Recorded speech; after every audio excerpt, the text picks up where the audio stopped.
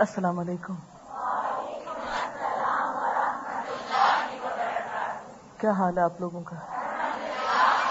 الحمدللہ. اس دفعہ میں نے ایک لیکچر دیا ٹیکسلا یا دو جگہوں میں سے کوئی ایک جگہ ہے. وہاں پر ایک ایئر ویپن فیکٹری ہے. یہ چند سال پہلے بنی تھی اور پاکستان ایئر فورس کے تحت ہی آتی. تو آج سے کوئی 9 سال پہلے انہوں نے اپنا ان کی لیڈیز کا کلب تھا، وہاں انہوں نے مجھے بلایا تھا. تو وہ پھر ایک آدھ دفعہ بعد میں بھی جانے کا اتفاق ہوا. پچھلی دفعہ جب میں گئی تو مجھے پرسنلی ملنے کے لیے آئی کہ اس دفعہ آپ تھوڑا سا ٹائم ہمیں نیکسٹ وزٹ میں دیں. تو میں نے ان کو رمضان کے اوپر تھوڑا سا دیا لیکچر.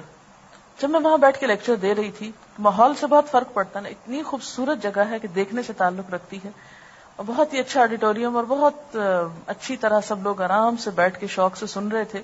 جب میں تقویٰ کے اوپر بات کر رہی تھی تو کرتے کرتے کوشچنز ریز کر کے جواب دیتے، سوال اور جواب کہ تقویٰ کیا چیز ہے نا.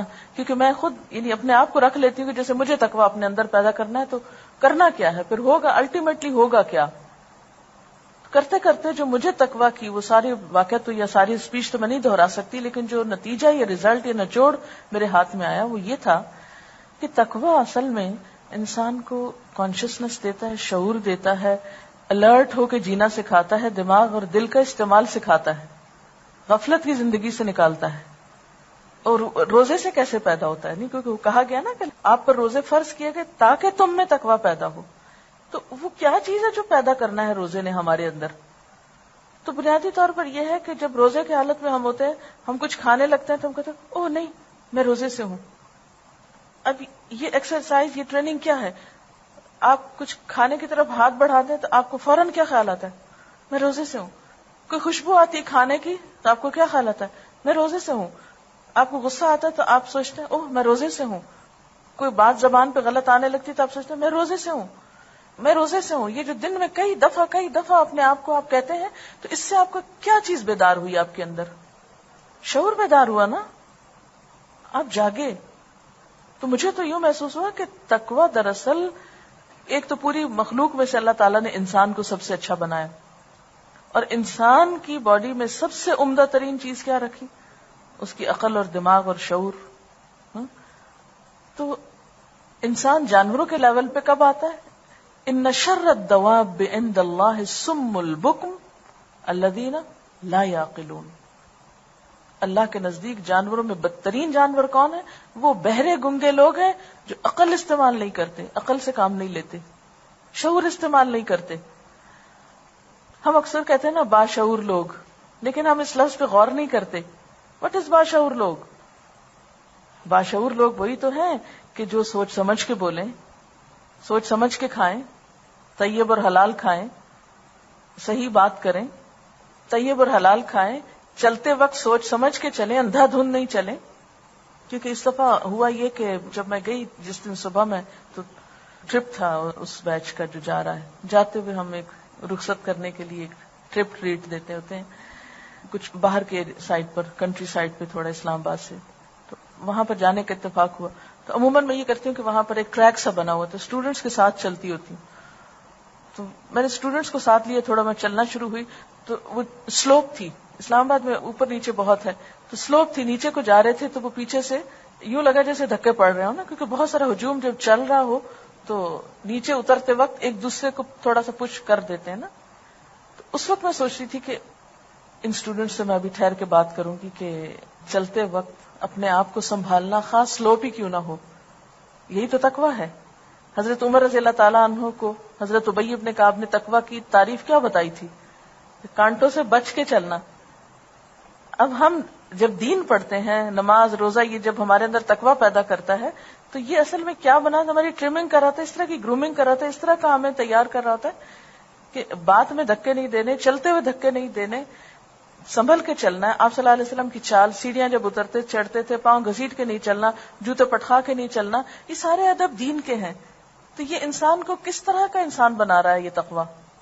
ایک باشعور، سینسیبل.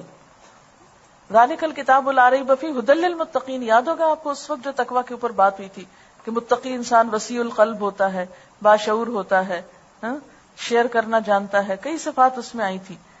تو رمضان بھی جو آ رہا ہے یہ بھی دراصل انسان کے اندر کیا پیدا کرنا چاہتا ہے؟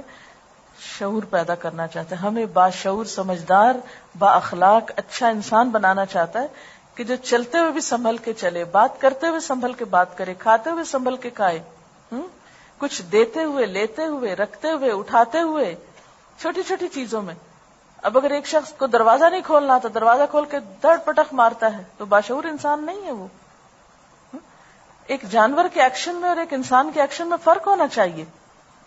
میں نے ایک جگہ پر دیکھا کہ کچھ بھینسیں کھڑی تھی نا، تو بھینس اگر کھڑی امیجن کر سکیں آپ، اگر اوریجنل کہیں نظر آئی، یہاں میرے خیال دوری ہوتی ہے کراچی کے اندر والی سائڈ پہ تو آپ نہیں دیکھ پائیں گے، تو آپ نے دیکھا ہوگا کہ وہ بیچاری کھڑی رہتی ہیں اور آنکھیں بھی کبھی کبھی بند کر لیتی ہیں، اور بالکل ایک بے شعوری کی اور ایک لا علمی کی کیا ہو رہا ہے دنیا میں، اور بھینس کے آگے بین بجانے والا محاورہ. اور تو میں سوچتی ہوں کہ کچھ لوگ اس لیول پہ جیتے ہیں نا، اور جو ہو رہا ہے دنیا میں ہوتا رہے، اور ہمارا ایک ہی کام ہے چارہ کھا لینا اور دودھ دے دینا.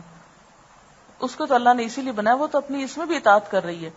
لیکن اگر ہم بھی بھینس کے لیول پہ جیے صرف کھانے پینے کے لیے اور چند اسی طرح کی بے شعور زندگی بسر کرنے کے لیے، تو ہم نے کیا زندگی بسر کی، کیا پایا؟ تو میں سوچ رہی تھی کہ اگر مسلمان ایک رمضان میں مقصد پالے روزے کا تو یہ ساری قوم سینسیبل ہو، یہ گندگی کے ڈھیر اٹھ جائیں گلیوں بازاروں سے. یہ بڑے بڑے جو ہم نے پولوشن اس کی بھی جو پھیلائی ہوئی ہے نا دیواروں پہ لکھنے کی، اور پچھلے دنوں تو کچھ زیادہ ہی تھی، یہ دیواروں پہ لکھا نہ جائے، یہ ٹریفک کا سب قانون خود ہی ٹھیک ہو جائے. یہ جتنا ادھم اور ہلڑ بازی اور یہ سب بے شعور ہونے کی وجہ سے ہے.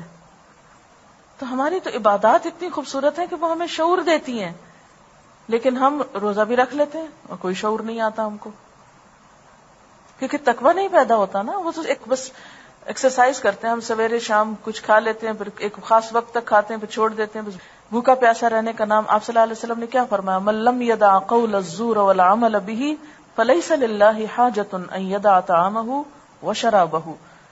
جس نے روزہ رکھ کے جھوٹ بولنا اور جھوٹ پہ عمل کرنا نہیں چھوڑا تو اللہ کو اس بات کی کوئی حاجت نہیں کہ کوئی شخص بھوکا پیاسا رہے.